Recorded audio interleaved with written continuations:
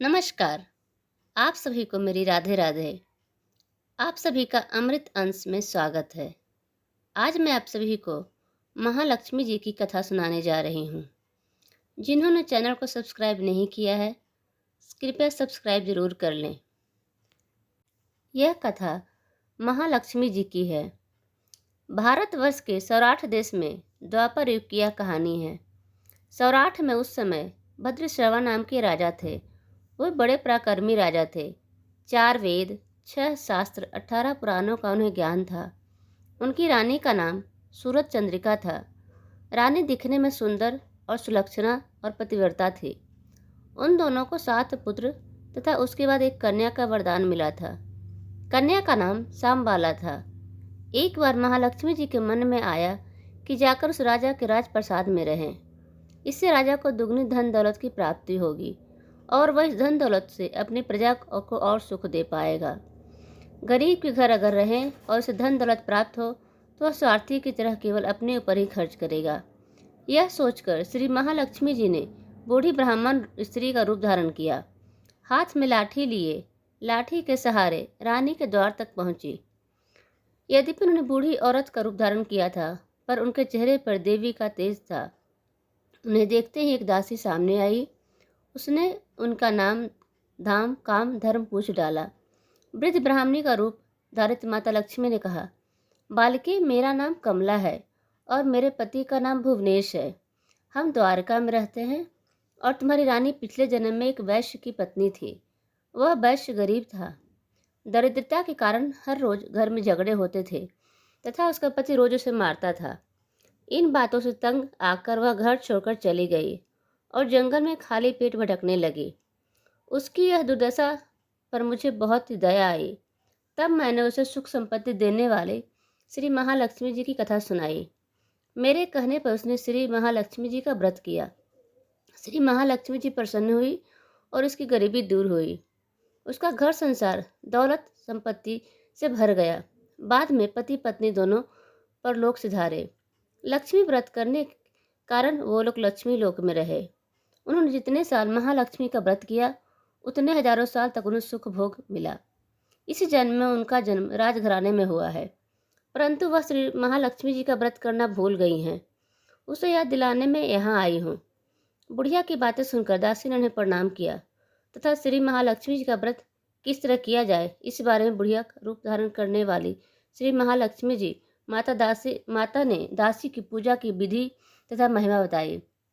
इसके बाद वह दासी माता को प्रणाम कर रानी को बताने अंदर चली गई। राजभवन में रहते हुए रानी को अपने ऐश्वर्य का बहुत घमंड था। संपत्ति तथा अधिकार की वजह से वह उन्नत हो गई थी।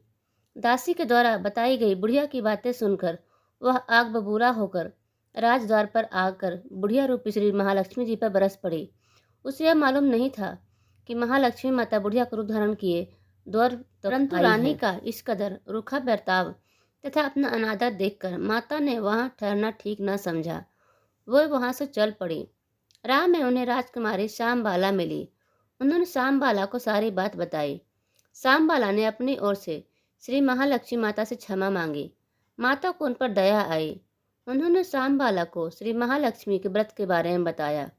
उस दिन अगहन यानी मार्गशीर्ष माह का पहला गुरुवार था। शामबाला ने परम श्रद्धा से श्री महालक्ष्मी जी का व्रत रखा।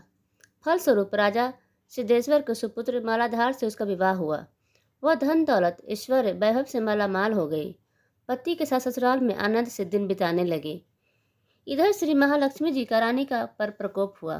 फलस्वरूप राजा भद्रशर्वा का राज्य एवं राजकारोबार नष्ट हो गया। यहाँ तक कि खाने के लाले पड़ गए।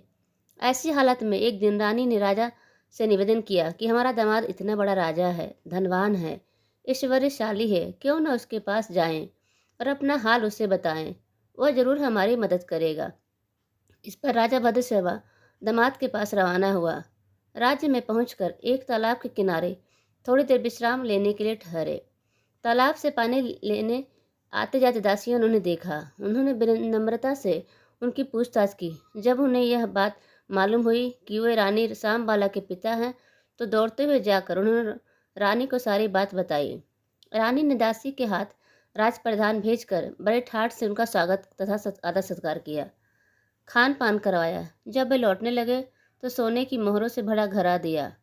राजा भद्र श्रवा जब वापस लौटे तो उन्हें देखकर रानी सूरज चंद्रिका खुश हुई। उन्होंने सोने की मोहरों से भरे घड़े का मुंह खोल दिया, पर हाय भगवान, घड़े में धन के बदले कोयले मिले। यह सब श्री महालक्ष्मी जी के प्रकोप से हुआ। इस प्रकार दुर्दशा में और कई दिन बीत गए। इस बार रानी स्वयं अपनी कन्या के पास गई। वह दिन अगहन मास का अंतिम गुरुवार था। सांबाला ने श्री महालक्ष्मी जी का व्रत किया, पूजा की, अपनी माता से भी व्रत करवाया। इसके बाद रानी अपने घर आई। श्री महालक्ष्मी जी का व्रत रखने पर उसे फिर से अपना राजपाट, धन दौलत, ऐश्वर्य प्राप्त हुआ। वह फिर से सुख शांति आनंदमय जीवन व्यतीत बिताने लगी। कुछ दिनों बाद राजकन्या सांबाला अपने पिता के घर आई। उसे अपने घर देखकर सूरज चंद्रिका को पुरानी बातें याद आई। यह कि सांबाला ने अपने पिता को घड़ा भर कोयला दिया था, उसे तो कुछ भी नहीं दिया था। इसी कारण सांबाला को पिता के घर आने पर उसका कोई आदर अतिथि नहीं हुआ, बल्कि अनादर हुआ। पर उसे इस बात का बुरा नहीं माना।